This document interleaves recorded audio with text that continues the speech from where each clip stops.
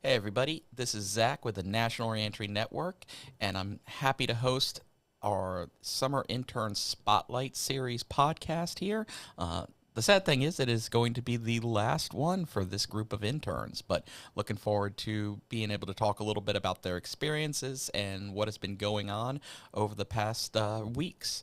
So we'll start off by introducing one last time all the interns. Hi, I'm Cassidy. Hi, I'm David. Hi, Maryam. So I just want to say right off the bat, it's been a pleasure working with you all. You brought a lot of energy and new ideas into the organization. You were a ton of help. So always appreciate it when we get interns that are coming here, getting so engaged. So just wanted to start with kind of a thank you. But looking back, before you actually stepped foot into the office as you were applying, coming through, what were some of your expectations coming in, and how did they end up matching up, or now that you're at the end of your time? Off the top of my head, I think going into this, I kind of had a bit of perspectives that were challenged by this internship. Like going into it, I had kind of fallen victim to all the different stereotypes surrounding returning citizens that are kind of pushed by the media and pushed by just so many different things. And definitely being in this internship, it challenged a lot of my perspectives. I no longer fall into any of those stereotypes or believe any of them. And I recognize that every single person is different. Their circumstances are different. One choice can lead to the choices that they've made and put them where they are. And so I no longer kind of fall victim to that level of propaganda that's pushed by the media, showing that returning citizens are in fact more. So Excellent. I personally don't recall having many expectations coming to this internship. I was just more excited to be in DC, be in the environment of all these professionals working in policy and politics. So mainly was just excited for the opportunity to work and serve others. Yeah, I also can't, I guess similar to Cassidy, I had some, beliefs that I feel were challenged while being here. And so I feel my perspective has shifted, getting to know individuals and things like that. But for the most part, I feel I was just excited to be here and be in DC and help other people. Oh, excellent. Was there a moment or circumstance or situation that kind of surprised you, that you definitely kind of necessarily weren't expecting, or happened in a different way than you were thinking during this internship?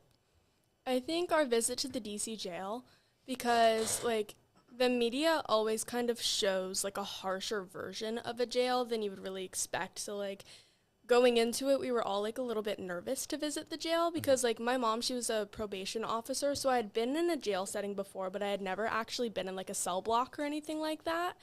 And so when we went in, I was kind of picturing different TV shows and movies where it's prisoners banging on their cells and screaming awful things at you, and I was kind of nervous going into it. But then when we went, we spoke with some very genuine, thoughtful people who seemed very interested in our programs and how we can help them get back on their feet once they leave. And so I feel that was a very eye-opening experience, because I was they are not these movie villains that the media has painted them out to be. They're just regular people who ended up in a situation that wasn't the best. They got themselves they might have gotten themselves put in this situation, but at the end of the day, they are just people who want to learn and want to connect with others. I agree. That was a big surprise going to DCJ. I wasn't, I didn't know that we were going to go actually in their living quarters and be inside that deep into the jail, which was really interesting to see. And then it really let us really get to know them in such a short amount of time. We were having conversations with some of the people inside the facility and got to learn so much, even for the 30 minutes we were there. Yeah. Yeah, I would say book club.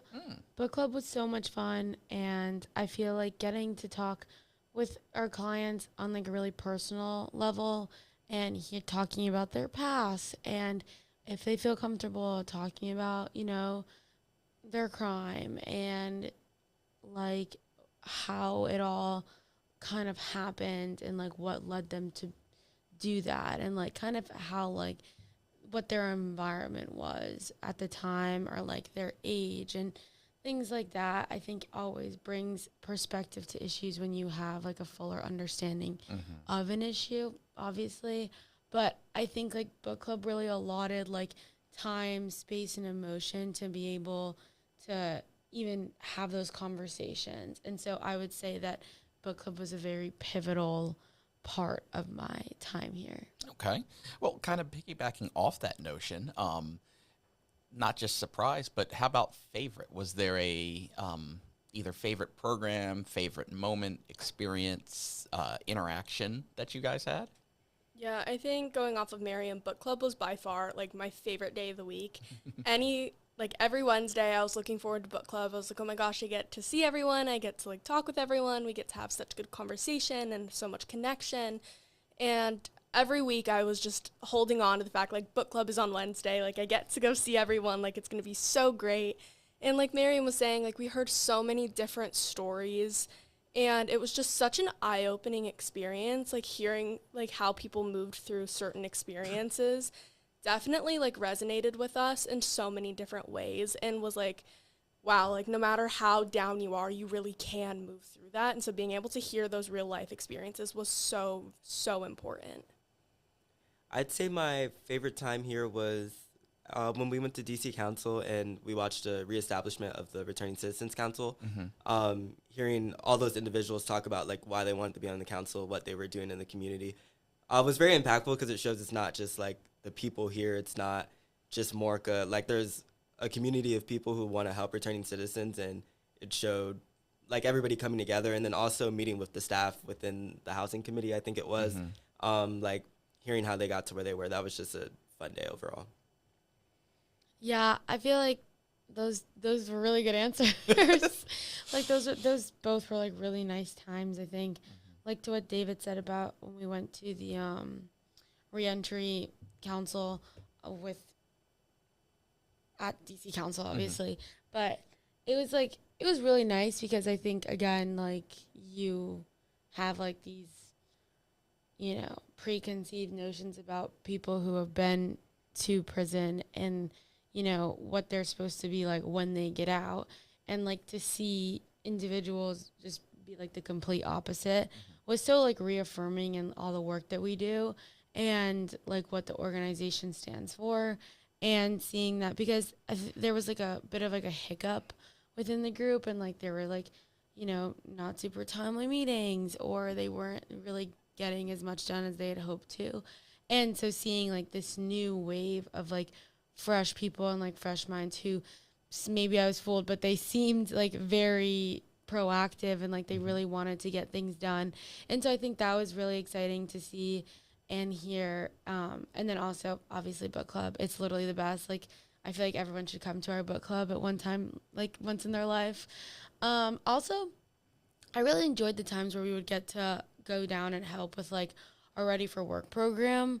I think that was like another way that we got to connect with the clients on like a super like personal basis and understand them, and maybe even just help, because I think we have ourselves like as interns like individual perspectives and experiences that can help our clients who maybe also have had like similar experiences or backgrounds like ethnically and things like that. Sometimes that's maybe, you know, lacking representation like in our staff, so there might be like a cultural barrier or like a language barrier. So I think like being able to go downstairs and like help people was like really beneficial, like not only to us but also towards the clients. No, that's great. And I love one of the through lines through all of that is interactions and seeing people that have been going through the reentry journey on a direct fashion, and how impactful that can be, how motivating it can be, how enlightening.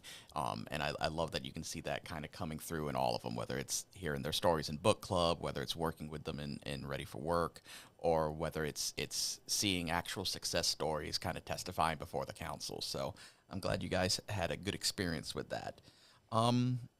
So let's talk a little bit about some of the changes or reinforcements of your views. I know Cassidy touched on that a little bit, but as it relates to reentry, incarceration, and the general criminal legal system, what are some things that you do now maybe see a little bit differently, or that actually got reinforced through this internship? When I was in high school, I read the book Just Mercy by Bryan Stevenson, which was one of the best books I've ever read, quite frankly. I've talked about it pretty much in every episode at this point. Sorry, like, I love that book. And it shaped a lot of my current, like, biases and, like, just my perspective on returning citizens in general.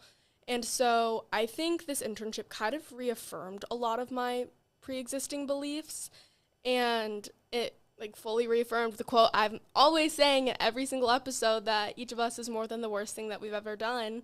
Because at the end of the day, you don't know what circumstances led to someone doing what they did. And so I feel like being able to like meet people who have actually gone through it and like been impacted by the system just kind of reaffirmed all of those beliefs that I had already held. And it was just definitely like a very interesting experience overall. And I will never shut up about Bryan Stevenson. I'm sorry. So last podcast, we're going to have a little bit of fun. Did you see the movie?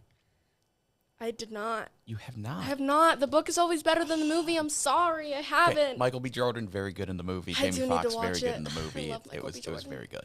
I do need to watch it. I'm like, hey.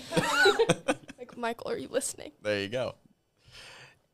Anything else from possibly you all in terms of anything that was reinforced or maybe changed in terms of your views about the system? I think just that general value of like forgiving other people, like definitely was reinforced.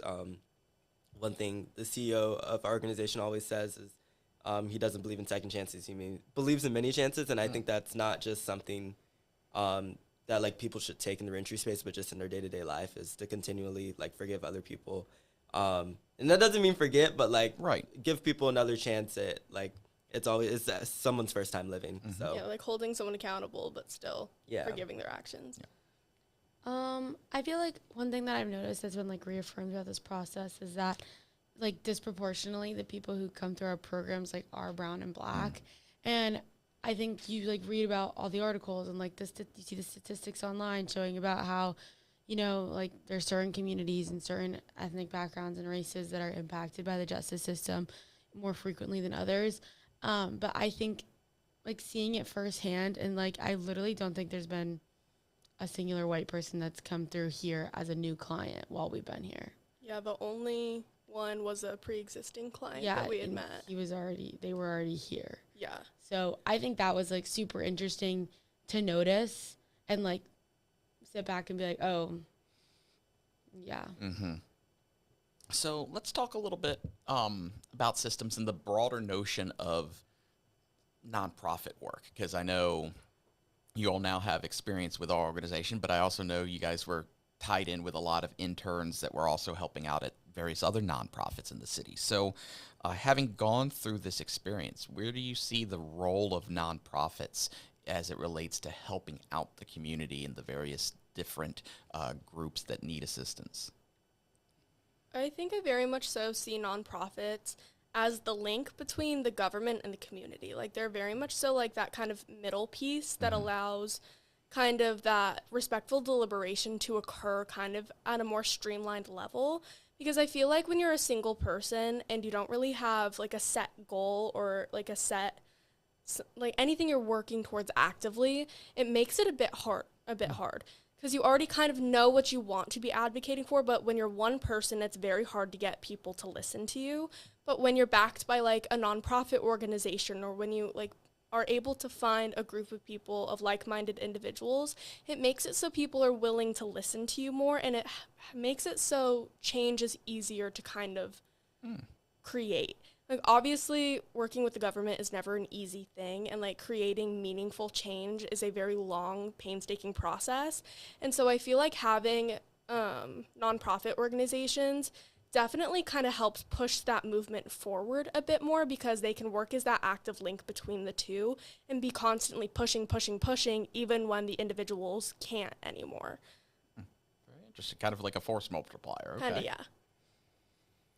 I think nonprofits play, similar to what Cassidy was saying, like an important role in like that link between the government and the community.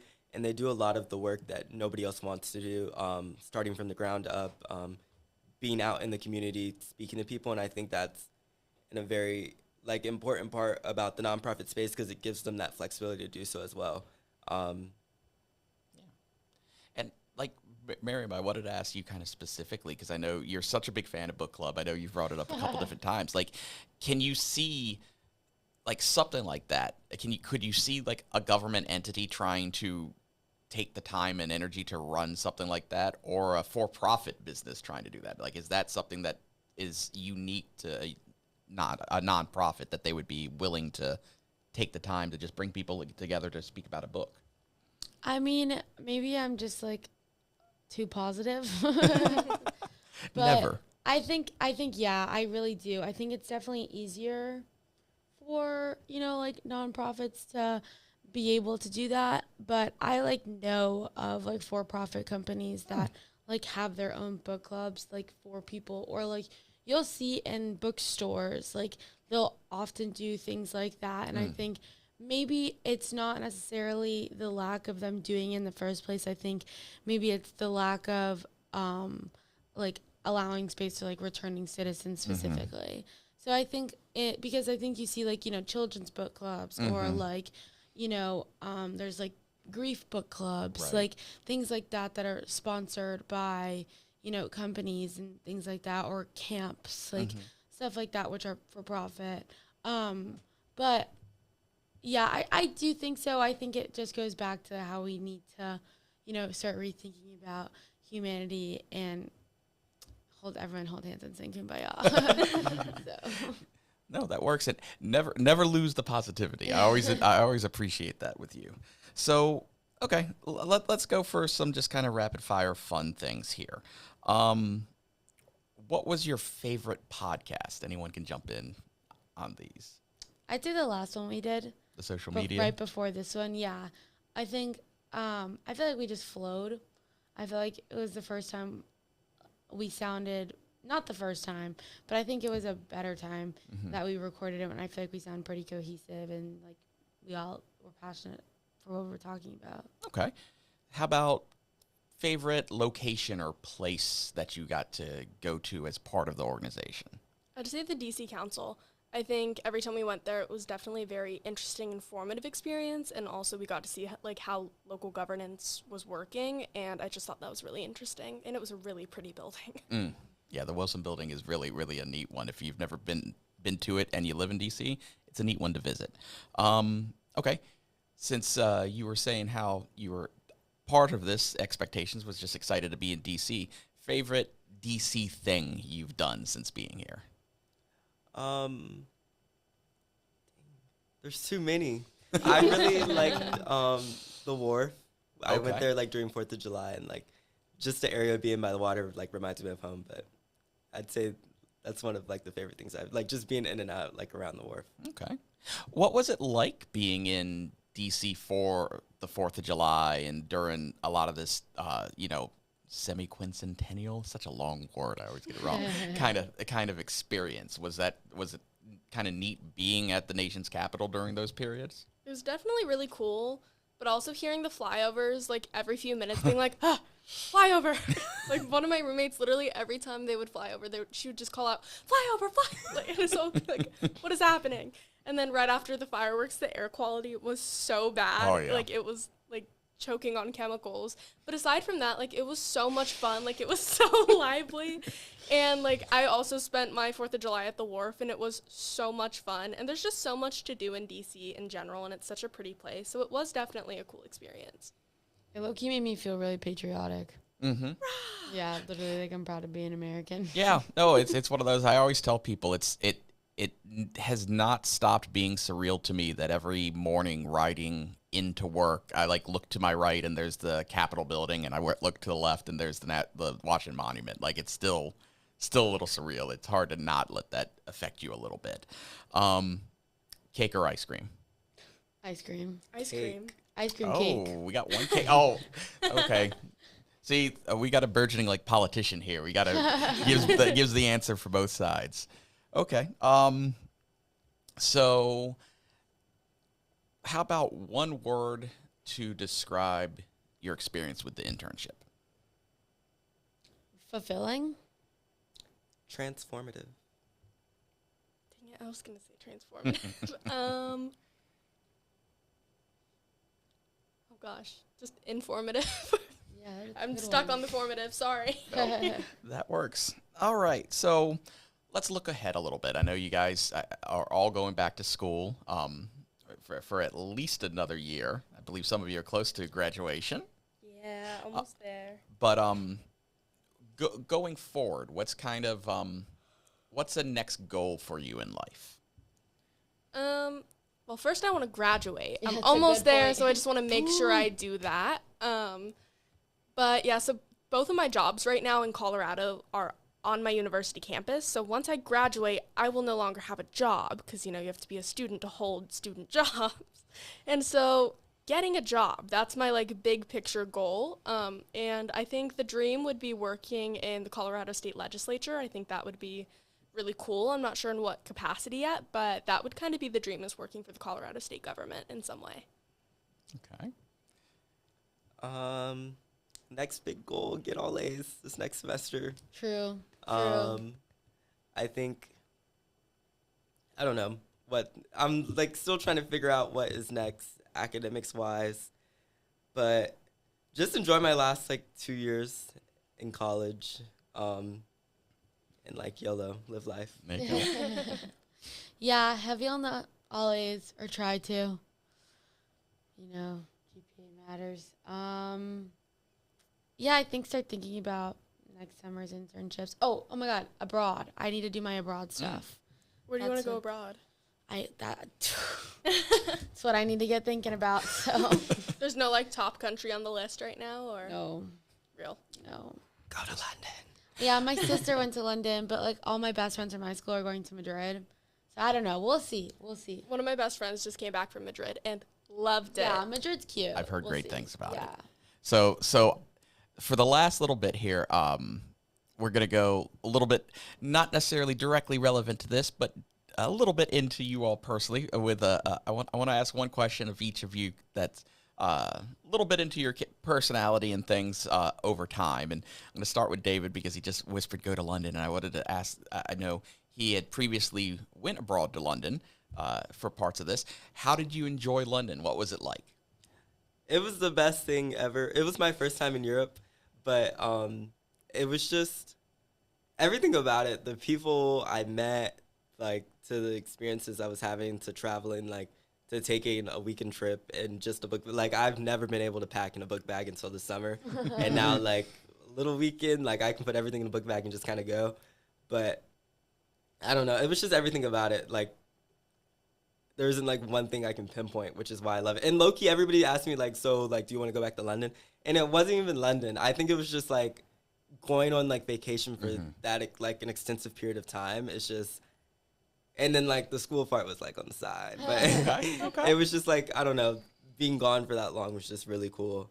I can tell David really liked it because that was the most like energized I've seen him talk about anything since we've met. It just lit up, so that was great.